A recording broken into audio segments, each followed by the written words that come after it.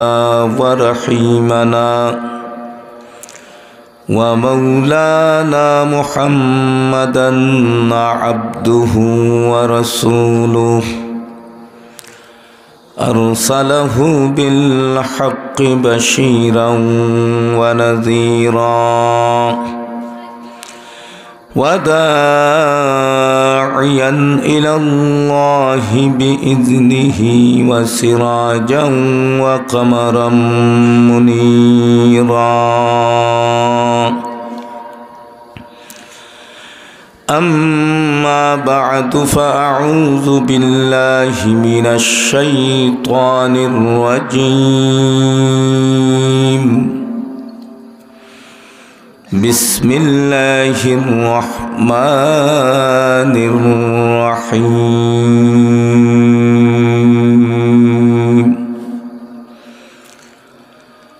إن الله يأمر بالعدل والإحسان وإيتاء ذي القربى وينهى عن الفحشاء والمنكر والبغي يعظكم لعلكم تذكرون. صدق الله مولانا العظيم.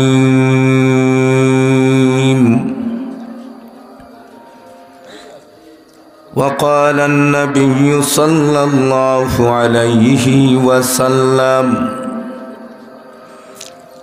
لا يرحم الله من لا يرحم الناس. صلى الله على سيدنا ومولانا محمد وعلى آله وأصحابه وسلم. صلى الله على سيدنا ومولانا محمد وعلى آله وأصحابه وسلم. بلغ العلا بكماله كشف الدجى بجماله حسنت جميع خصاله. صلوا عليه وآله. لا إله إلا الله محمد رسول الله. لا إله إلا الله محمد رسول الله সাল্লাল্লাহু আলাইহি ওয়াসাল্লাম। আলহামদুলিল্লাহ, ঐতিহ্যবাহী টুকা ইসলামী যুব সমাজের উদ্যোগে অষ্টম বার্ষিকী তাফসিরুল কোরআন মহাসম্মেলনের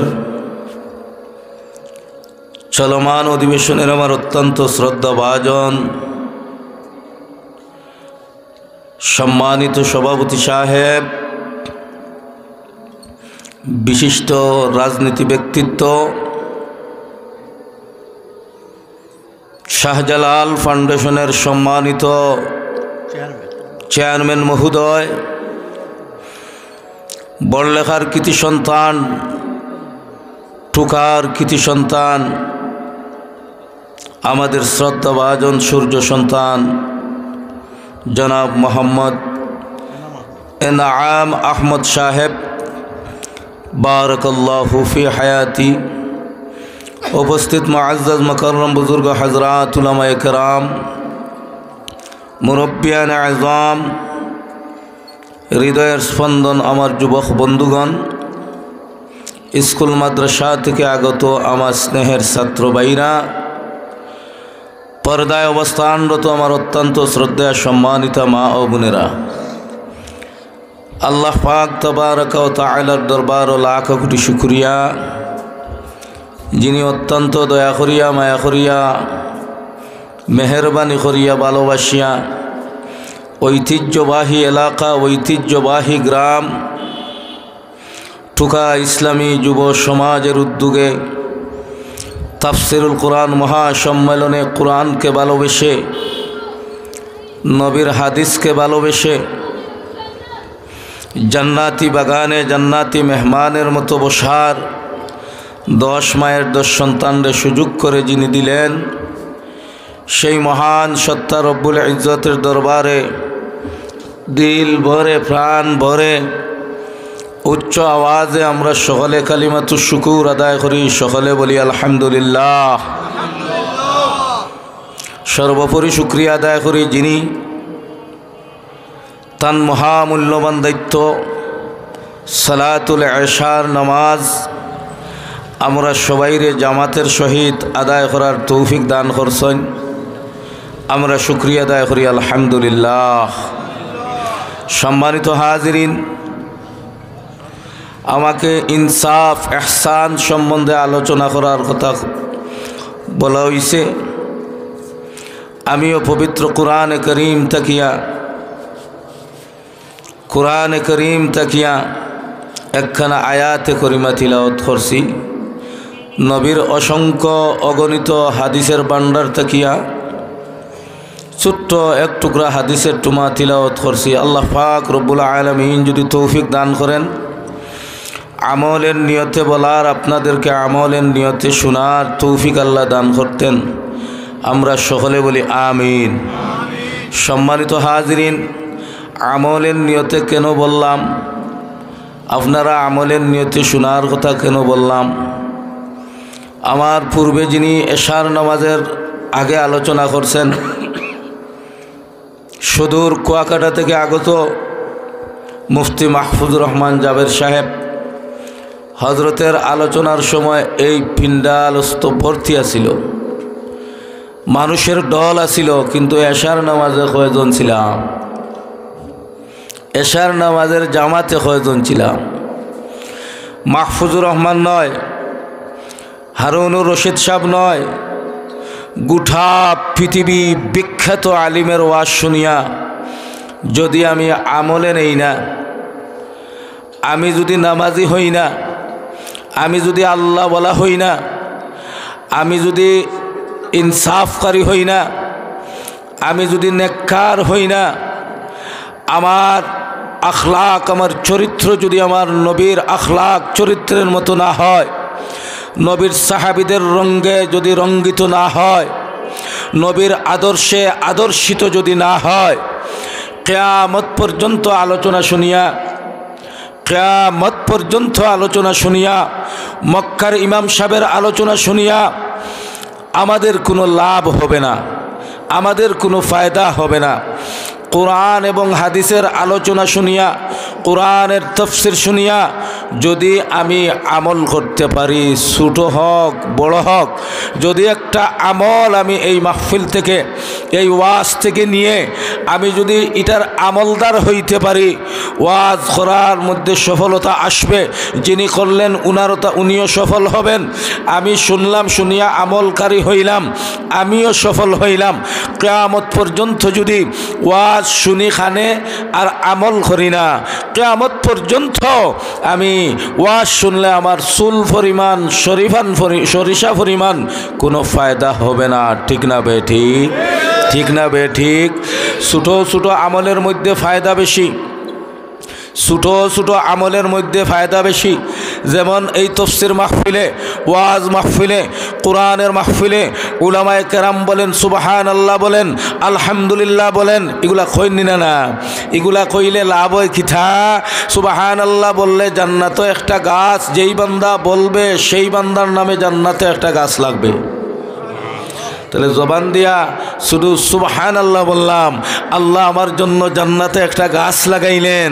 আমলটা ছোট, কিন্তু আমার ফলটা হলো বিশাল বিশাল আজর আল্লাহ আমাকে দান করলেন। ঠিক না বে ঠিক? বিধায় এই আমলের ছোট্ট একটা ঘটনা আপনাদের সামনে তুলিয়া ধরি, এরপরে আমার বিষয়বস্তুর উপরে সংক্ষিপ্ত আকারে কিছু আলোচনা করমু। আমি অসুস্থ মানুষ, না আওয়ার উপক্রম আছিলাম, থুকার মানুষ, বৃহত্তর অঞ্চলের মানুষ, আমার মায়ার মানুষ বিধায় আমি ভালোবাসারে অগ্রাধিকার দিতে যাইয়া, মায়ারে অগ্রাধিকার দিতে যাইয়া আমার অসুস্থ শরীরটা নিয়েও আপনার সামনে উপস্থিত হইছি। ইনশা আল্লাহ, আল্লাহ সুস্থ করে দিতেন। আপনারা সবাই বলেন আমিন। সম্মানিত হাজিরিন, ছোট্ট আমলের কথা বলতেছি। ছোট্ট আমল করলে লাভ হয় কি? মুহাম্মদ রাসূলুল্লাহ সাল্লাল্লাহু আলাইহি ওয়াসাল্লাম নবীর সাহাবায়ে কেরাম নিয়া আপনারা যেভাবে বসে আছেন, ওলা বই রইছেন মসজিদে নববীতে, আপনার আর নবীর সাহাবায়ে কেরাম হলরে আলোচনা শুনাইরা কোরআন হাদিসের আলোচনা কররা। ও সময় মদিনার হুরে মদিনা নামক একজন মহিলা, মদিনার সুন্দরী একজন মহিলা মুহাম্মদ রাসূলুল্লাহ সাল্লাল্লাহু আলাইহি ওয়াসাল্লামের কাছে আপনার পর্দার সহিত আইয়া আসসালাতু ওয়াসসালামু আলাইকা ইয়া রাসূলুল্লাহ, ওগো মদিনার পয়গম্বর, আমি হুরে মদিনা, আমি আপনার কাছে একটা দরখাস্ত দেওয়ার জন্য আইছি। কইনা সুবহানাল্লাহ। ওগো মদিনার পয়গম্বর, মদিনার কামলিওয়ালা নবী রাহমাতাল লিল আলামিন মুহাম্মদ রাসূলুল্লাহ, আমি ধনাঢ্য ব্যক্তির মেয়ে, আমার সম্পদের অভাব নাই, আমার সুন্দরের অভাব নাই, কিন্তু গো নবীজি আমি আপনার শরণাপন্ন এই জন্য হলাম, আমার একজন স্বামীর প্রয়োজন, আপনার সাহাবীদের মধ্য থাকিয়া আমাকে একজন নেককার স্বামী দেন, আমি উনার কাছে বিবাহ বসব, আমার একজন স্বামীর প্রয়োজন। আমার নবী, রহমতের নবী, বরকতের নবী মুহাম্মদুর রাসূলুল্লাহ সাল্লাল্লাহু আলাইহি ওয়াসাল্লাম নবীর সমস্ত সাহাবায়ে কেরামরে ডাক দিয়া জিজ্ঞাসা করলা, ও আমার সাহাবীরা, আমার পিছনে যিনি আছেন, পর্দার সহিত দাঁড়ানো আছেন, উনার সম্পদের অভাব নাই, উনার সুন্দরের অভাব নাই, আল্লাহর এই বান্দির জন্য একজন নেককার স্বামী লাগে, আপনাদের মধ্যে এমন কেহ আসেননি আল্লাহর বান্দিরে বিবাহ করবা? কইনা সুবহানাল্লাহ। যেমনে নবীজিও প্রস্তাব দিছেন, বুড়া জোয়ান নবীর সকল সাহাবায়ে কেরামে তুলা মারিয়া হইলা, ইয়া রাসূলুল্লাহ, আমি বিবাহ করমু, আমি রাজি আছি। মুহাম্মদুর রাসূলুল্লাহ সাল্লাল্লাহু আলাইহি ওয়াসাল্লাম এখন, ও আমার সাহাবীরা, উনার তো একজন স্বামীর প্রয়োজন, সকলের কাছে তো বিয়া দেওয়া যাইতো নাই, উনার স্বামীর প্রয়োজন কয়জন? একজন। ও সময় আল্লাহর বান্দী মদিনার পয়গম্বর মুহাম্মদ রাসূলুল্লাহ সাল্লাল্লাহু আলাইহি ওয়াসাল্লাম রে ডাক দিয়া বলেন, ইয়া রাসূলুল্লাহ, ওগো মদিনার পয়গম্বর, আমার তিনটা শর্ত আছে, আমার তিনটা আমলের শর্ত আছে। আপনার সাহাবীদের মধ্যে যেই সাহাবীর কাছে এই তিনটা ছোট্ট আমল পাওয়া যাবে, উনাকে আমি আজীবনের জন্য আমার জীবন সঙ্গী করে নিব, আমার স্বামী হিসাবে আমি গ্রহণ করে নিব। বলেন সুবহানাল্লাহ। মুহাম্মদুর রাসূলুল্লাহ সাল্লাল্লাহু আলাইহি ওয়াসাল্লাম বললেন, ও মহিলা সাহাবী, আল্লাহর বান্দি, তোমার তিনটা শর্তে, এই শর্ত যার মাঝে পাইবা, তারে তুমি জামাই বানাইতাই, তারে তুমি স্বামী বানাইতাই নে। জি ইয়া রাসূলুল্লাহ, আমার এই তিনটা নেক আমল আমার যে স্বামীর মধ্যে যার কাছে পাবো, সে খালো হক, দোলা হক, গুণীজন হক, তার কাছে আমি বিয়া বসব। মুহাম্মদুর রাসূলুল্লাহ কইলা, গো আল্লাহর বান্দি, খোসাই তোমার প্রথম শর্তটা কিতা? ওই সময় আল্লাহর বান্দি ডাক দিয়া কইলা, ইয়া রাসূলুল্লাহ, ইয়া হাবিবাল্লাহ, ওগো মদিনার কামলিওয়ালা নবী, আমার প্রথম শর্ত হইল, আমার স্বামী এন্ডে চাই যেন সারা রাত জাগিয়া তাকিয়া নফল নামাজ প্রতিদিন পড়তা পারবা। ওলা যদি আমলওয়ালা আপনার সাহাবীদের মধ্যে কেউ তাকিয়া তখন তে তান কাছে আমি বিয়া বইম। শর্ত বুঝছনি? প্রথম শর্ত কিতা? যেন সারা রাত জাগিয়া থাকিয়া নফল নামাজ ফড়ি ফড়ি খাটাইতা, একদিন নয়, 2 দিন নয়, 3 দিন নয়, 1 সপ্তাহ নয়, 1 মাস নয়, যতদিন দুনিয়াতে বাঁচিবা আমার স্বামী হিসাবে থাকবা, ততদিন রাত সারা রাত জাগিয়া থাকিয়া আল্লাহর মানে নফল নামাজ ফড়ি ফড়ি রাত খাটাইতা। সুবহানাল্লাহ, বড় করে হইতা না আসনি ওলা সারা রাত নফল পড়ছো একদিন। যেমনে শর্ত দিছেন মদিনার পয়গম্বর রাহমাতাল লিল আলামিন শাফিউল মুজনিবিন মুহাম্মদ রাসূলুল্লাহ ডাক দিয়া হইন, ও আমার সাহাবীরা, আল্লাহর বান্দি হুরে মদিনার প্রথম শর্ত হইল আগে বিয়ার প্রস্তাব তুমি দেন সকল রাজি হয়ে গেছো গিয়া। আল্লাহর বান্দির তিনটা শর্তর মধ্যে প্রথম শর্ত হইল আসন্নি তোমাদের মাঝে এমন কেউ আসনি সারা জীবন সারা রাত জাগিয়া তাকিয়া নফল নমাজ পড়ি খাটাই থাই, যদি কেউ তাকিয়া থাকো তাইলে আমার হুরে মদিনায় তোমার স্বামী হিসাবে গ্রহণ করবা। মুহাম্মদ রাসূলুল্লাহ সাল্লাল্লাহু আলাইহি ওয়াসাল্লামের প্রস্তাব শুনিয়া নবীর সাহাবীরা আগে বুড়ায় জোয়ানে হকলে আত উঠাই লিছেন। এখন যেমনে প্রথম প্রস্তাব আল্লাহর বান্দিয়ে দিছেন, ওগো মদিনার কামলিওয়ালা নবী, আপনার সাহাবীদের মধ্যে যদি এমন আমলওয়ালা সাহাবী পাওয়া যায় গো, যে এই সাহাবী সারা রাত জাগিয়া তাকিয়া এভরিডে প্রত্যাহ প্রতিদিন নফল নামাজ পড়ি খাটাইতা, ওলা যদি আমলওয়ালা আপনার সাহাবী থাকেন, উনি গরিব থাকেন ধনী থাকেন খালা থাকেন দোলা থাকেন, ওগো নবীজি তার কাছে আমি বিয়া বইমু কন্যা সুবহানাল্লাহ। নবীজি যেমনে প্রস্তাব দিছেন আমার সাহাবীরা আসনি আপনাদের মধ্যে ইলা আমলওয়ালা খেও আসনি, নবীর সমস্ত সাহাবীরা তোলে দি মাথা দিয়া আপনার বই রইছেন কন্যা, আরে বাবা না, সারা জীবন না ঘুমাইয়া নফল নামাজ পড়িয়া খাটাইতাম, ইলা তো আমি সম্ভব হইত না, তোলে দি খোল্লারি বই রইছেন। ওই সময় মদিনার পয়গম্বর মুহাম্মদুর রাসূলুল্লাহ সাল্লাল্লাহু আলাইহি ওয়াসাল্লামের একজন খালা সাহাবী একইবারে পিছনের খাতার তাকিয়া আতকান আস্তে আস্তে উঠাইয়া কইলা, ওগো রাহমাতাল লিল আলামিন শাফিউল মুজনিবিন মুহাম্মদুর রাসূলুল্লাহ সাল্লাল্লাহু আলাইহি ওয়াসাল্লাম, ওগো নবীজি আমি হুরে মদিনার প্রথম প্রস্তাবে রাজি, ওগো মদিন নবীজি আমি সারা রাত নফল নামাজ পড়ি কাটাইমু।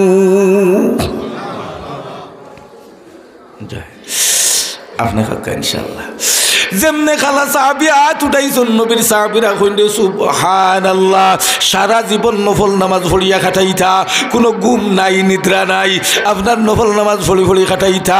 নবীর সাহাবীরা কইন হুরে মদিনারে বিয়া করিয়া বেটা যদি সারা রাত নফল নামাজও থাকে তাইরে হুরে মদিনারে সময় দিবা কেমনে, হুরে মদিনার লগে আনন্দ ফুর্তি করবা কেমনে, গল্প সল্প করবা কেমনে।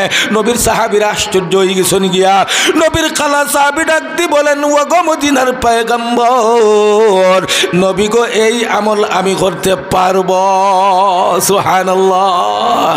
ওই সময় হুরে মদিনা ডাক দিয়া কইলা, ইয়া রাসূলুল্লাহ ইয়া হাবিবাল্লাহ, ওগো মদিনার কামলিওয়ালা নবী, বুঝলাম আপনার সাহাবী এই আমল করতে পারবেন গো, 2 নম্বর আমার শর্তটা হইল গো নবীজি, ও নবীজি আপনার সাহাবীদের মধ্যে এমন কোন সাহাবী আসেননি যেই সাহাবী সারা রাত না ঘুমাইয়া গো নবীজি আপনার মাগরিবের নামাজের পর তাকিয়া ফজরের নামাজের আগ পর্যন্ত এক খতম কুরআন শরীফ খতম করিয়া ঘুমাইতা। যদি ইলা আমলওয়ালা সাহাবী আপনার সাহাবীদের মধ্যে তাকিয়া থাকেন, মদিনার কামলিওয়ালা নবী গো আমি আপনার সেই সাহাবীর কাছে বিবাহ বসব। 2 নম্বর শর্ত কিতা, ওগো নবী আপনার সাহাবী প্রতিদিন রাইতে এক খতম কুরআন শরীফ আদায় করতা, ইলা আমলওয়ালা সাহাবী আসন্নি। আমার নবী ডাক দি বললেন, সাহাবীরা রে আপনাদের মধ্যে এমন আমলওয়ালা প্রতিদিন রাত এক খতম কুরআন শরীফ তিলাওয়াত করতায়, ইলা কেউ আসনি, যদি তাকিয়া থাকো হুরে মদিনা আপনার কাছে বিবাহ বসবেন। নবীর সাহাবীরা সবাই মাথা নিচে দিয়া বসে রইলেন, কেউ তো হাতটা উঠাইলেন না। ওই সময় আগের প্রস্তাব যেই সাহাবী আপনার মানিয়া নিলেন, ওই সাহাবী পিছনের কাতার থেকে হাতটা উঠাইয়া বললেন, রাহমাতাল লিল আলামিন, ওগো মদিনার কামলিওয়ালা নবী আমি উনার দ্বিতীয় প্রস্তাবেও রাজি হইয়া গেলাম। ওগো নবীজি আমি প্রতিদিন রাত আমার এক খতম কুরআন শরীফ তিলাওয়াত করিয়া কুরআন শরীফের সওয়াব খামাইয়া আমি ঘুমাইমু গো নবীজি। নবীজি বললেন, হুরে মদিনা রে তোমার 2 নম্বর শর্তওয়ালা আমার সাহাবীরে ভাইলিছি, 3 নম্বর শর্তটা তোমার কিথা, 3 নম্বর শর্তটা তোমার কিথা।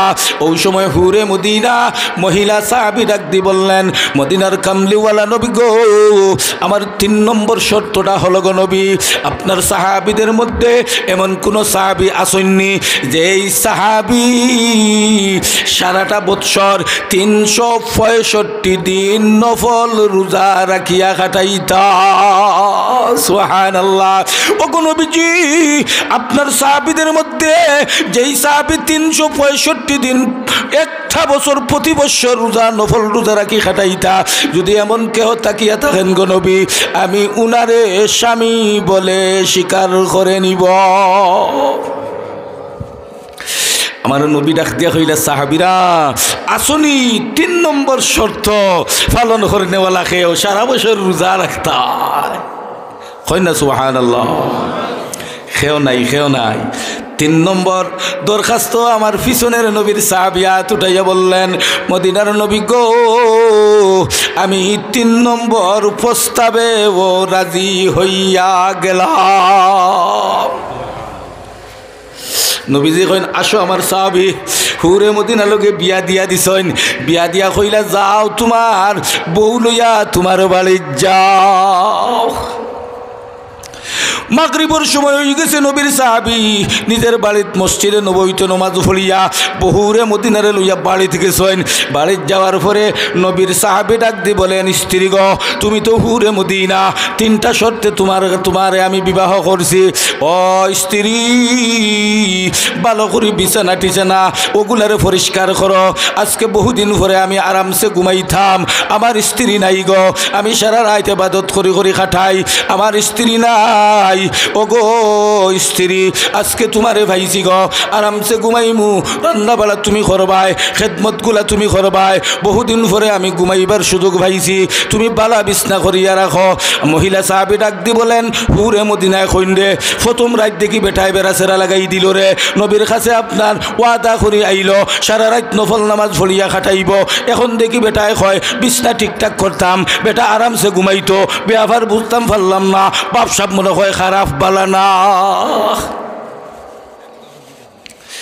কিতা করবা বউ তো ও হন স্ত্রী গো ভালো করে রান্না বাড়া করো গো স্ত্রী সকালেও খাইতাম মাদানেও খাইতাম রাইতেও খাইতাম কন্যা সুবহানাল্লাহ আল্লাহর বান্দি হুরে মদিনায় কইন ব্যাপার বুঝতাম পারলাম না রে 2 নম্বর ওয়াদা তো খেলাফ হয়ে যার গিয়া তাই কইন মাদানেও খাইতা রাইতেও খাইতা সকালেও খাইতা সারা বছর নফল নামাজ বেটা রোজা রাখবো কিলা বেঠায় ব্যাপার সে আর বুঝাইলাম না নবীর সাথে ওয়াদা করিয়া আইয়া প্রথম রাইতো দেখি বেটায় বেড়াছেরা লাগাই দিল বাপ বালা না 3 নম্বর ওয়াদা আসিল 3 নম্বর দরখাস্ত আসিল সারা রাইতে এক কতম কোরআন শরীফ নফল তিলাওয়াত হইতো ঠিক না বে ঠিক যাই হোক খাওয়া দাওয়া সারিয়া নবীর সাহাবী বলেন স্ত্রী আও গো আপনার আমার এক বিছনায় ঘুমাই যাই আল্লাহর নবীর সাহাবী তান স্ত্রী লইয়া সারা রাত ঘুমাইছেন ঘুমানোর পরে আপনার মসজিদে নববীতে ফজরের নামাজ হইছে নামাজের আজান হইছে আজানের সাথে সাথে নবীর সাহাবী মসজিদে নববীতে নবীর পিছনে নামাজ পড়ার জন্য রওনা হইয়া গেলেন নামাজ পড়িয়া নবীর সাহাবী বাড়িতে এখন স্ত্রী গো নাস্তা বাস্তা বানাও বালা করিন বানাও আর হুরে মদিনায় এখন বিয়াফার কিতারে বেটায় তো আনা খাইয়া রোজা রাখেন না সকালে থেকে খাওয়া দাওয়া করতো বাপ বালা না কিতা বিয়াফার ওই সময় হুরে মদিনা আল্লাহর নবীর দরবারে হাজির হইয়া গেলেন গিয়া বললেন ইয়া রাসূলুল্লাহ ওগো মদিনার কামলিওয়ালা নবী ওগো নবীজি আপনার সাহাবী 3টা শর্তে আমাকে বিবাহ করে বাড়িতে নিয়ে গেলেন গো একটা শর্ত আপনার সাহাবী পালন করেন নাই সারা রাত তাকিয়া কোরআন তিলাওয়াত করা এক কতম কোরআনের সওয়াব পাওয়া ওগো নবীজি সারা রাত তাকিয়া আপনার নফল নামাজ পড়া ওগো নবীজি সারা বছর আপনার রোজা রাখিয়া খাটানি কোনো আমল তান মাঝে নাই পয়লা দিন ওয়াদার খেলাফ হয়ে গেছে নবী গো বুঝতে পারলাম না এমন স্বামীর কাছে আমারে আপনি বিবাহ দিলা মোহাম্মদ রসুল্লাহ আল্লাহর বান্দির কথা গান শুনিয়া কইন্ডে আমার সাহাবী হইয়া তো ওয়াদা খেলাফর কথা আসে না যাও আমার সাহাবীরে গিয়া কইও আইথা নবীর সাহাবী আইসইন আমার ফোনে নবীজি জিজ্ঞাসা করলা ও আমার সাহাবী আমার সাথে তো ওয়াদা খেলাফ করতে পারো না তুমি ওয়াদা খেলাফ করলা কেনে 3টা শর্তে তোমার কাছে হুরে মদিনারে বিয়া দিলাম একটা শর্ত তুমি রাখলা না সারা রাত ঘুমাইয়া খাটাইলা এরপরে কোরআন একবারও বা করলা না এক পারা তিলাওয়াতও করলাই না রোজা রাখার কথা 12টা মাস তুমি দেখি সেহরিও খাইলাই না, ইফতারও সেহরিও খাইলাই না, সকালেও নাস্তা করো, খাওয়া দাওয়া করো, ব্যাপার বুঝতাম পারলাম না। হুরে মদিনা বিচার দিরা, প্রথম দিন তো তুমি ওয়াদা খেলাফ করলা, আমি মুহাম্মদুর রাসূলুল্লাহর সাহাবী হইয়া তো ওয়াদা খেলাফ করতে পারো না। নবীর সাহাবী ডাক দিয়ে বলেন, মদিনার নবী গো, আমি 3টা আমল করছি, আল্লাহর কসম খাইয়া খইয়ার আমি আমার ওয়াদা খেলাফ করি না। সুবহানাল্লাহ। হুরে মদিনা কইনি, ইয়া রাসূলুল্লাহ, আমিও আল্লাহর কসম খাইয়া বলি আর একটা ওয়াদা তাইন পালন করছেন না। নবী গো, সারা রাত জাগিয়া তাকিয়া নফল নামাজ পড়তে হলে ঘুমাইতে কেউ পারবেনি না, তাইলে উনি আর আমি এক বিছনায় সারাটা রাত ঘুমাইছি গো নবী, এক রাকাতও নামাজ পড়েন না। ওগো নবী, কোরআন যদি খতম করতে হয় আলিফ লাম মিম থেকে মিনাল জিন্নাতি ওয়ান নাস পর্যন্ত আপনার রাশের আগ জাগিয়া থাকিয়া তিলাওয়াত করা লাগে। একটাবার কোরআন শরীফ খান বাহির করিয়া আলিফ লাম মিমও পড়ছেন না। ও নবী, আল্লাহর কসম খাইয়া খাইয়া খইয়ার গো, 3টা শর্ত থাকি একটাও তাইন পালন করছেন না। আমার নবী ডাক দিয়ে বলেন, সাহাবী রে, তুমি নু কইলাই 3টা পালন করছো, কেমনে পালন করছো? নবীর সাহাবী ডাক দিয়ে বলেন, ইয়া রাসূলুল্লাহ, আমিও আল্লাহর কসম খাইয়া খইয়ার আমার 3টা ওয়াদা আমি পালন করছি গো নবী। কেমনে পালন করছো? এই সারা রাত জাগিয়া তাকিয়া কোরআন খতম করা, তিলাওয়াত করলাই না, তুমি কেমনে তিলাওয়াত করলাই, খতম করলাই? নবীর সাহাবী ডাক দিয়া বলেন, মদিনার কামলিওয়ালা নবী গো, এই কথা খান খার কথা, এরে কোন কথা? ওগো নবীজি, এই কথা হইল আমার যে উম্মত সূরাতুল ইখলাস রে 3 বার তিলাওয়াত করবে গো নবী, আমার আল্লাহ এক কতম কোরআন শরীফের সওয়াব আমার উম্মত রে দিবা। ওগো মদিনার নবী, এই কথা যদি আপনি রাহমাতাল লিল আলামিনের জবানের কথা হইয়া থাকে নবী গো, আমি বালিশের সাথে মাথা লাগাইয়া সূরা ইখলাস 3 বার পড়িয়া ঘুমাইছি গো নবী। আপনার কথা যদি হয় উম্মতে 3 বার সূরা ইখলাস তিলাওয়াত করলে এক কতম কোরআনের সওয়াব পাওয়া যায়, তাইলে আমি 3 বার সূরা ইখলাস পড়িয়া ঘুমাইছি, আমি তো এক কতম কোরআন শরীফ তিলাওয়াত করে ঘুমাইছি গো নবী। সুবহানাল্লাহ। হুরে মদিনারে আমার নবীটা কিয়া কইন, আমার সাহাবীয়ে তো আপনার ও ফাতারি ফেলা হইয়া চক্কা মারি দিছ। সুবহানাল্লাহ। আর আমরা দেশের বেটিনতে আমলওয়ালা স্বামী ভাই তো খানো, বেটা আর বেটি এখানো হইয়া আর মোমের বাতি জ্বালাইয়া খালি ও গান আর গান আর উরুস আর উরুস, গলার দরিয়া খালি শাহজালাল শাহ ফরান। আমরার বাহাদুরপুর অঞ্চল ইথা নাই, তবে যদি আমার কোনো কুলাঙ্গার বাই এই আমল করিয়া থাকে, বেটা বেটি লইয়া উরুস করিয়া থাকে, তোর ফাওদরি হইয়ার ও বাইরে এই শিরিকের গুনাহ থেকে তুই বাঁচতে পারতে না, এই গুনাহ থেকে বাঁচতে পারতে না, তোর ফাওদরি হইয়া গেলাম রে ভাই। ও ভাই, নেককারিনী স্বামী নেককারিনী স্ত্রীর লোকদর রে ভাই, আমি পরস্পর খবর পাইছি বাহাদুরপুর অঞ্চলে সারা রাত জিকির আজকার করিয়া এর বাটিয়ে এর বাদে খমরু কাপড় ফেসাইয়া বেঠাইন আর বেটিন এখানো হইয়া খালি শাহজালাল আর শাহ ফরানোর মান মাজারুল খান খালি উরুস আর উরুস খরচন। ইলা বাহাদুরপুর টুকা অঞ্চলে আসেনি? নাই। যদি তাকিয়া থাকে তে কুলাঙ্গার যে এন কুলাঙ্গার এই অঞ্চলে এইগুলা নাই। এটা উলামায়ে কেরামের গাঠি, ওলি আল্লাহর গাঠি, কোরআন প্রেমিকদের গাঠি। এই এলাকায় বেটা বেটি এখানে হয়ে উরুস করতে পারে না, যদি করিয়া থাকে কানকাল মেরে একে বাহাদুরপুর বৃহত্তর অঞ্চল থেকে বিদায় করার প্রয়োজন। সম্মানিত হাজিরিন, আমার নবীর সাহাবী ডাক দিয়ে বলেন, নবী গো, আপনার হাদিসও শুনছি গো নবী, 3 বার সূরা ইখলাস তিলাওয়াত করলে এক খতম কোরআনের সওয়াব হয়। আমি হুতিয়া হুতিয়ে মানে 3 বার ইখলাস পড়ি লাইছি। ও নবী, আপনার কথাখান হইলে তো আমার এক খতম কোরআন তিলাওয়াত হয়ে গেছে। নবী এখন রাইট আমার সাহাবী, সাদ্দাক্তা, ঠিক আছে ঠিক আছে। হুরে মদিনারে আমার নবী এখন, হুরে মদিনা গো, আমার সাহাবী তো প্রথম শর্ত মানি লাইছেন। হুরে মদিনা এখন, ইয়া রাসূলুল্লাহ, বুঝতাম পারলাম আপনার কথা, 3 বার ইখলাস পড়লে এক খতমের সওয়াব পাইলিছ শুনছেন বলা কথা, সারা রাত জাগিয়া তাকিয়া ওগো নবী নফল নামাজ পড়িয়া খাটাইতা, অজুও পড়ছেন না, সারা রাত ঘুমাইছেন, একটা সিজদাও দিছেন না, কেমনে সারা রাত আপনার নফল নামাজ পড়ি খাটাইলা? আমার নবী ডাক দি বলেন, সাহাবী রে তুমি নু কইলাই সারা রাত নফল নামাজ পড়িয়া খাটাইছ, আল্লাহর কসম খাইয়া কইলাই? মদিনার নবীরে, নবীর সাহাবী ডাক দি বলেন, ইয়া রাসূলুল্লাহ, ওগো মদিনার পয়গম্বর, ওগো রাহমাতাল লিল আলামিন, ও কথা খান খার গো নবী, এরে কোন কথা?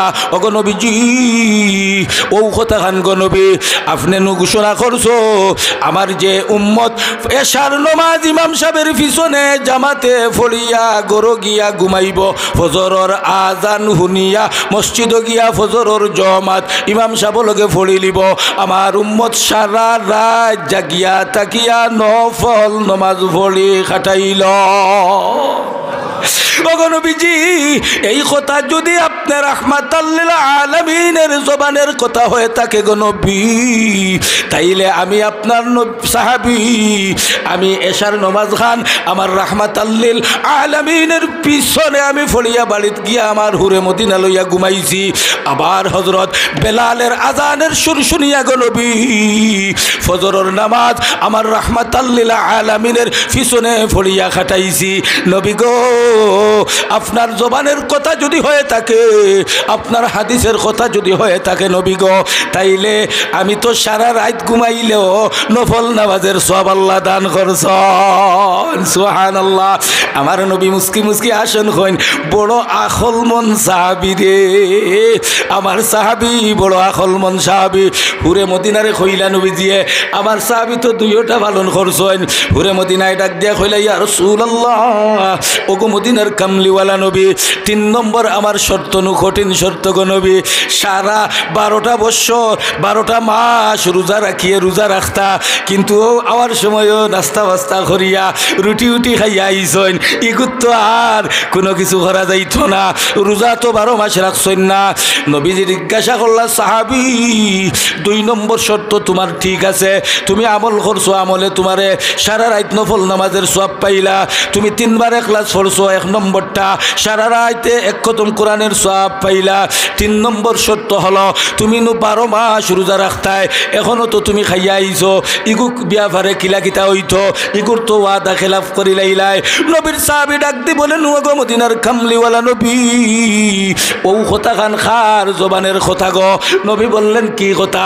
সাহাবী বলেন, নবী গো আপনার জবান থেকে শুনেছি গো নবী, আপনার উম্মতের মাঝে কোনো উম্মত যদি রমজান মাসের 30টা রোজার পরে, রমজান মাসের পরে আছে শাওয়ালের মাস, ও শাওয়াল মাসে যদি 6টা নফল রোজা আপনার উম্মতে রাখতে পারে গো নবী, সারা বছর নফল রোজা রাখার সওয়াব দান করা হইবে।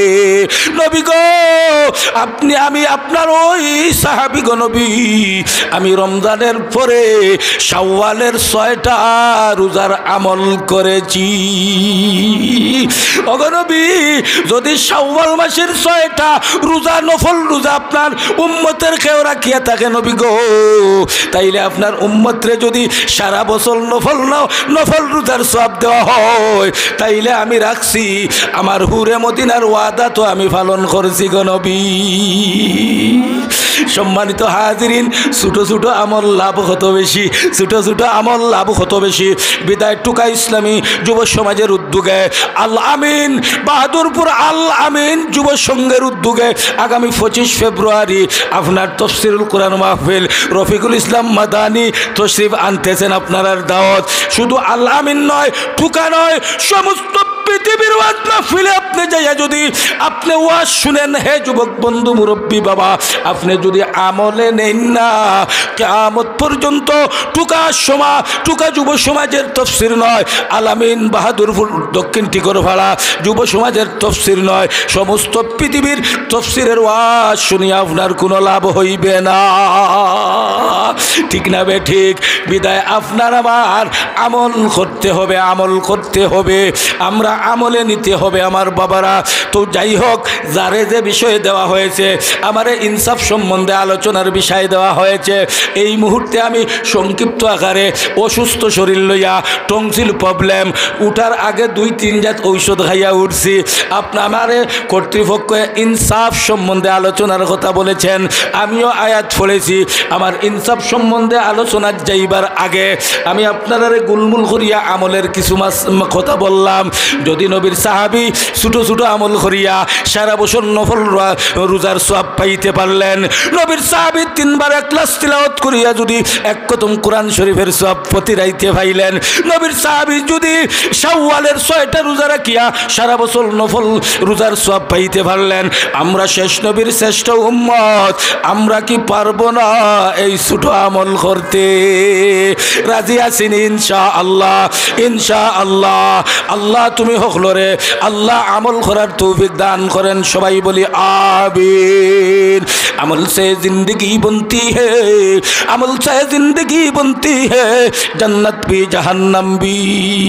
ও বাবা, আপনার আমার আমলের উপরে দারমদার হবে, জান্নাতে যাব না জাহান্নামে যাব। বিদায় যুবক বন্ধুরে, তোর ফাওতরি হইয়া গেলাম বন্ধু। ও বন্ধু, নামাজ আজ থেকে ছাড়বি না বন্ধু, ছোটো ছোটো আমলের অভ্যাস করবে রে বন্ধু। যদি ছোটো আমল তুমি করতে পারো, ও বন্ধু, তুমি ছোটো আমলের মাধ্যমে আল্লাহ আজরটারে বিশাল আজরে পরিণত করে দিবেন। ঠিক না বেঠিক? সম্মানিত হাজিরিন, আসেন, আমার যে বিষয় দেওয়া হয়েছে তাফসীর মাহফিলে, ইনসাফ, ইহসান, আমিও আয়াত পড়ছি। ইন্নাল্লাহা ইয়া'মুরু বিল আদল ওয়াল ইহসান ওয়া ইতাইযিল কুরবা ওয়া ইয়ানহা আনিল ফাহশাই ওয়াল মুনকারি ওয়াল বাগ। এই আয়াতে আমার আল্লাহর 3টা আদেশ আর 3টা নিষেধ আছে। 3টা করণীয় আর 3টা বর্জনীয়। 3টা করার কথা আর 3টা না করার কথা। 6টা সম্বন্ধে আমার বিষয় দেওয়া হয়েছে না, শুধু ইনসাফ, ইহসান সম্বন্ধে আলোচনার কথা বিষয়বস্তু কর্তৃপক্ষ আমাকে দিয়েছেন।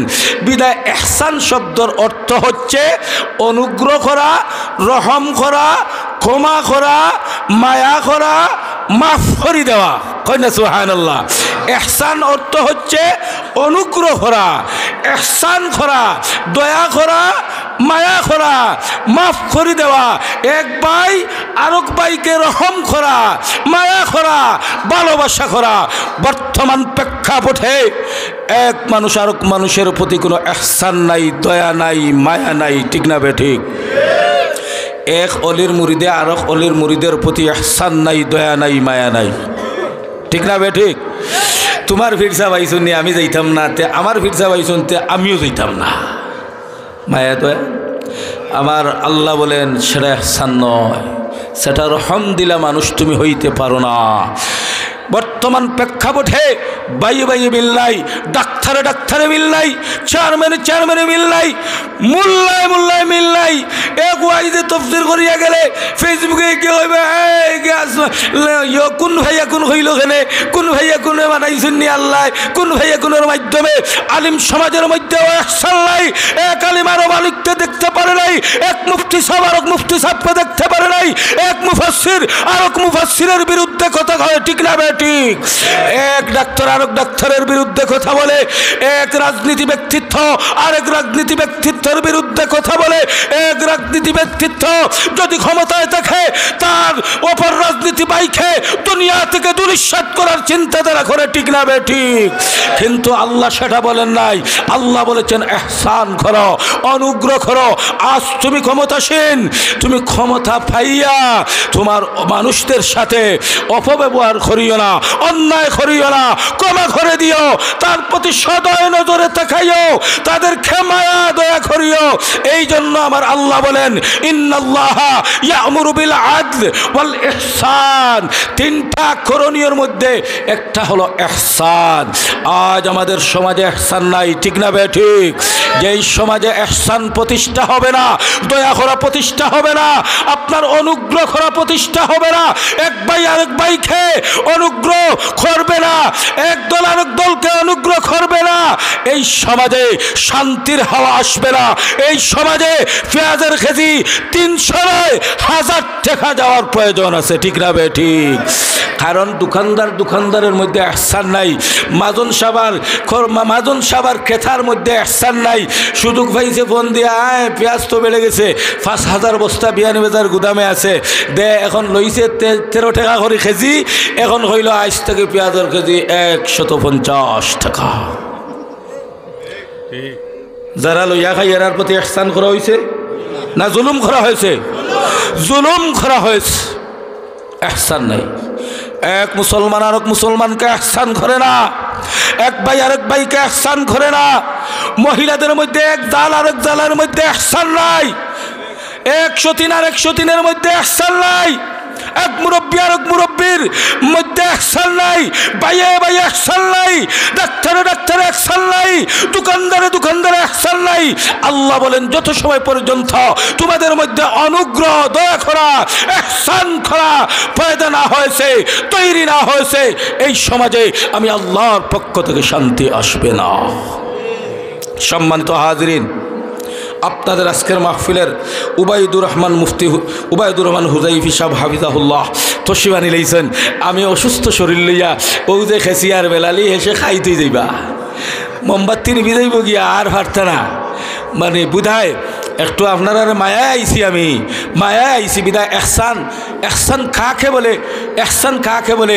নবীর একজন হজরতে উমর রাদিয়াল্লাহু তাআলা আনহুর যুগের একটা ঘটনা সংক্ষিপ্ত আকারে আপনাদের সামনে উপস্থাপন করলে, এক মুসলমান আরেক মুসলমানকে কেমন এহসান করেছেন, সেই এহসানটা যদি আমি আমলে নিতে পারি, টুকাওয়ালা আমলে নিতে পারি, বাহাদুর ফুরওয়ালা আমি আমলে নিতে পারি, সমস্ত পৃথিবীর মানুষ যদি নবীর সেই যুগে, উমরের সেই যুগের ইহসানটা যদি আমলে নিতে পারি, আল্লাহর জমিনে আল্লাহ শান্তি প্রতিষ্ঠা করে দিবেন, ঠিক না বে ঠিক?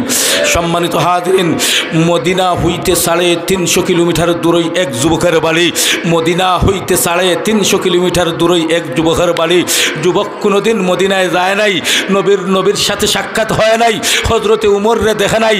যুগটা ছিল, উমর ছিলেন প্রেসিডেন্ট, উমরের যুগ, অর্ধেক পৃথিবীর প্রেসিডেন্ট ছিলেন উমর, সেই উমরের যুগ। যুবকটা মুসলমান যুবক চিন্তা করলো, আমি তো জীবনে নবী দেখছি না, যাই মদিনায় যাইতাম বড় আশা করছি, তবে 350 মাইল দূরই পায়ে হাঁটিয়া কেমনে যাইমু, বড় কষ্ট হইব, 350 কিলোমিটার হাঁটিয়া যাওয়া সম্ভব না। যুবক নিয়ত করলাম, আমি উঠ একটা লইয়া আর ডেইলি হাঁটি যদিনে যাইতে পারি আমার নবীর রওজায় আতর জিয়ারত করব, আমার নবীর রওজার পাশে যাইয়া আসসালাতু ওয়াসসালামু আলাইকা ইয়া রাসূলুল্লাহ বলবো। বলেন সুবহানাল্লাহ। আল্লাহ তুমি আমার এই উপস্থিতি হকলরে আমরা রে নবীর বাড়ি আর বাইতুল্লাহর খালা গিলা হুয়ালা গৌরখান তোয়াফ করার তৌফিক দাও, বড় করি আমিন হয়। আমারে আল্লাহ নিছেন একদিন নিয়া, আর ছাত্র জমানায় নিয়ত করছিলাম আল্লাহ ও গজলটা আমি নবীর রোজার পাশে গিয়া হইমু, আর নিয়ত করছি আল্লাহ নিছেন, গিয়াও ইত্তেহাদ বিমানে মদিনাত লামিয়াও আপনার দৌড়াইয়া ব্যাগ লইয়া আর রুম যেটা দিছে অগুত ব্যাগ থইয়া তালা মারিয়া আর হই আমার নবীর আগে সালাম জানাইয়া আই, সালাম বাবু সালামেতে ঢুকিয়া আপনার বাপ সালামেতে ঢুকছি, ঢুকিয়াও আপনার নবীজির রোজা আসসালাতু ওয়াসসালামু আলাইকা ইয়া রাসূলুল্লাহ হইতেও মনে হয়ে গেছে রে ছাত্র জমানাত আপনার আমার গাম মাদ্রাসাত পড়িতাম, গজল হইতাম, ইয়ার মানে গজলটা আর ওয়াদানো করছি ওগু নবীর রোজার পাশে আল্লাহ আনাইলে হইতাম, শুরু করছি ওগু জুড়ে জুড়ে যা রহমত কুন নজর বরহা, যা রহমত কুন নজর বরহা লজারুম ইয়া রাসূলুল্লাহ গরিবম বে নওয়ায়ুম খা কেসারুম ইয়া রাসূলুল্লাহ তুহি তসকিন দিল আরা মজা সবর করার মন, তুহি তসকিন দিল আরা মজা সবর করার মন রুখে পুরনুর বেনো মাবে করারুম ইয়া রাসূলুল্লাহ দমে আখির নবাবি জিল ওয়ায়ে দিদার আসিয়ারা, দমে আখির নবাবি জিল ওয়ায়ে দিদার জামিরা যে লুৎফে তু হামাউমি, যে লুৎফে তু হামাউমি দিদারুম ইয়া রাসূলুল্লাহ কইনা সুবহানাল্লাহ।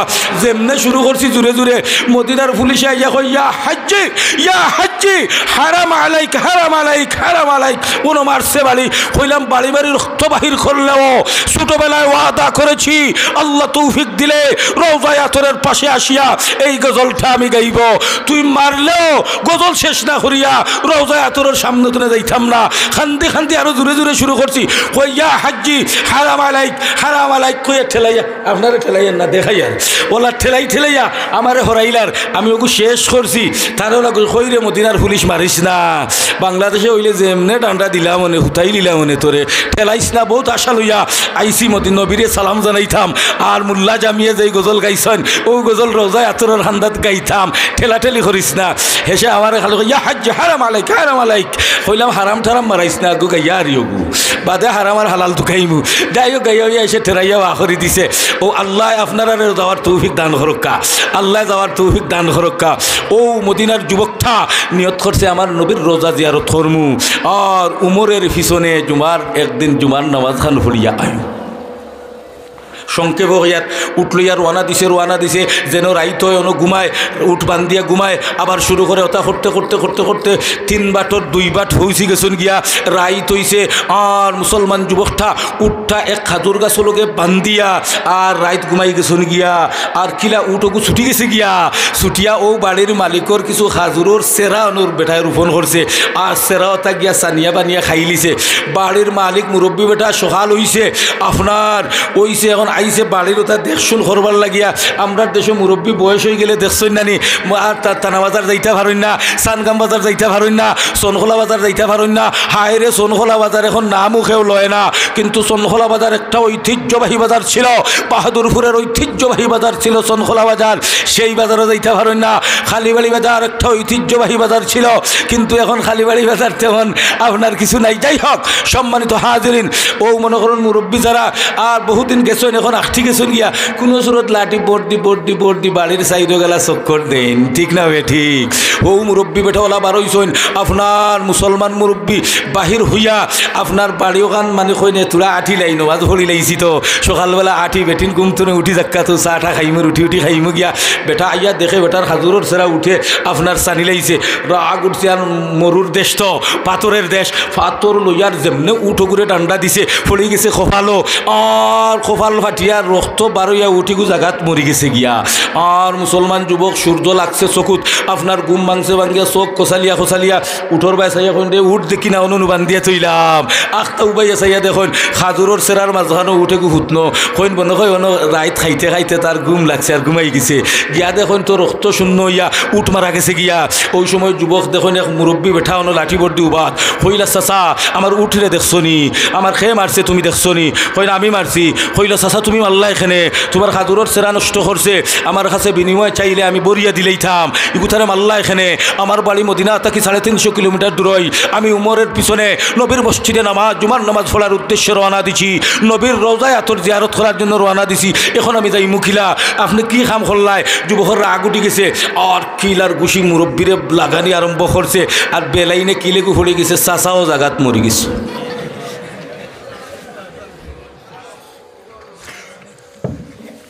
চাচা মরি গেছেন তো এখন যুবক মুসলমান যুবক। আমি জেলা বেটারে হইলাম আমার উঠে আপনার সারা নষ্ট করছে, বিনিময় দিয়া দিতাম। বেটার আওলাদর কাছে আমি ওলা যদি উঠোর বিনিময় চাইতাম তে দিয়া দিতা। আমি কি কাম করলাম? চাচাই উঠ মারছেন, আমি তো চাচারে মারি নিলাম, আমি তো খুনের আসামি হয়ে গেলাম। এখন চতুর্দিকে চাইয়া দেখে কোনো মানুষ নাই। যুবক চিন্তা করে আমি বাগিয়া যাইতে পারি রে, কিন্তু বাগিয়া দুনিয়ার মানুষের চোখে দুলা দিয়া যাইতে পারি, মানুষের চোখে দুলা দিয়ে যাইতে পারি রে, কিন্তু আমার আরশের মালিক আল্লাহর চোখে দুলা দিতে পারবো না, ঠিক না বে ঠিক? তু কারিমি তু রাহিমি তু সামিঈ তু বাসিরি, তু কারিমি তু রাহিমি তু সামিঈ তু বাসিরি, তু মুইজ্জি তু মুজাল্লি মালিকুল আরশে বজাই, আল্লাহ সামিউম বাসির। যুবক চিন্তা করলো রে আমি যদি বাগিয়া যাই গিয়া লোক সমাজে আমারে দেখতো না, মুরব্বীর আওলাদে আমারে দেখতো না, কিন্তু কিয়ামতের আদালতে আমি খুনের আসামি হইয়া আমার আল্লাহর সামনে হাজিরা দেওয়া লাগবো। আমি যাইতাম না। ওই মুরব্বীর আওলাদ ইয়া আমারে যত সময় পর্যন্ত খুনের মামলার আসামি বানাইয়া উমরের কাছে লইয়া গেছই না আর কোনোর আসামি থাকি মুক্তি হইয়া আমি মরতে চাই, আমি বাগিয়া যাইতাম না। সকালে ফুয়া দুইজন আইসন মুরব্বী বেটার খবরে আইয়া দেখুন বাপ মরা খেয়ে মারছে। যুবকে কইলা আমি আর এখানে, তোমার বাপে আমার উঠ মারছন, আমি তোমার বাপরে কিলকুশি মারছি, বাপ মারা গেছন। ও ভাই আমি বাগিয়া গেছি না, আমার আতো বান্দিয়া আর হজরত উমরের দরবারে লইয়া যাও। হন গেলে খুনোর বিচার হইব, আমার খুনোর বিচার উমর রাদিয়াল্লাহু তাআলা আনহু করবা। ও আমি যদি মারাও যাই তাইলে আমি খুনোর গুনাত থাকিয়া, গুনের আসামিত থাকিয়া নিষ্কেরাঙ্কাল হইয়া আমি আমার মাওলার খবরে যাইতে চাই। যুবকরে লইয়া গেছেন হজরত উমরের কাছে। জুমার দিন নামাজ শেষ, উমরের পিছনে নামাজ হইছে। নামাজ পড়ার বাদে দুই যুবক খাড়া হইছেন। ও আমিরুল মুমিনিন, ও যুবক বেটায় আমরার বাপরে মারছে, বিচার চাই। উমরে কইলা খেনে মারলাই? যে ওলা ওলা হজরত উমর, সংক্ষেপে হইয়ার সময় নাই, আপনার আর অতিথি আইথা সংক্ষেপে হইয়ার আপনার। ওই সময় উমরে কইলা রে বা তুমি মারলাই, বিনিময় তো তারা দিলেই না, এখন তো তোমার আপনার কোরআনের আইনে তোমারে ফাঁসি দেওয়া লাগবো। ওই সময় যুবক ডাক দিয়ে বলে আমিরুল মুমিনিন আলহামদুলিল্লাহ মাশাআল্লাহ ওয়া আখিরু দাওয়ানা আনিল হামদুলিল্লাহি রাব্বিল আলামিন আল্লাহুম্মা আমিন। রব্বানা যালামনা আনফুসানা ওয়া ইল্লাম তাগফির লানা ওয়া তারহামনা লানাকুনান্না মিনাল খাসিরিন। রব্বিরহামহুমা কামা রাব্বায়ানি সগীরা। ইলাহি গরক দরিয়ায়ে গুনাহম তুমহি দানি ওয়া খুদ হস্তি গवाहम। हद से अबतर हो गया है हल मुझे बदकार का, कर मुझे इमदाद अल्लाह वक्त तेरी इमदाद का।